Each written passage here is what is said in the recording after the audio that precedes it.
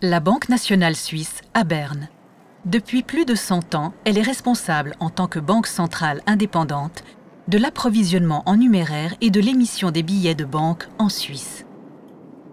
C'est aussi le cas pour les coupures de 50 francs de la nouvelle série qui viennent tout juste de sortir de presse.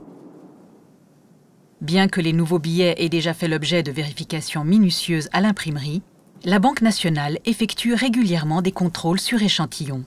La qualité et la sécurité constituent à cet égard une priorité absolue. Dans le cadre du contrôle de qualité, les nouveaux billets sont soumis à une inspection optique au cours de laquelle les différents éléments de sécurité et la qualité de l'impression sont vérifiés. Des dispositifs électroniques sont également utilisés, comme par exemple pour le globe scintillant. Si les résultats des contrôles sont satisfaisants, les nouveaux billets sont entreposés jusqu'à leur émission.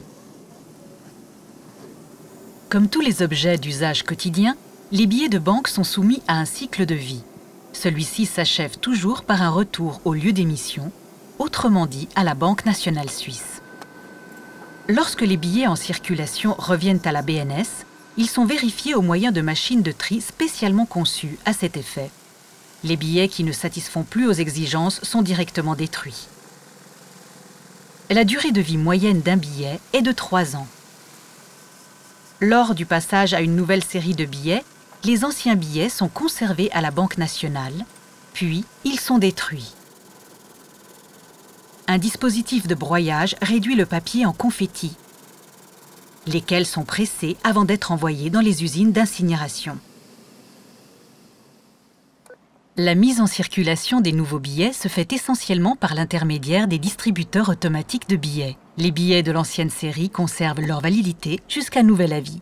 Ils sont remplacés au fur et à mesure. Mais tout cela n'est pas encore d'actualité pour les billets de la nouvelle série. Ils n'en sont en effet qu'à leur première étape dans le trafic des paiements.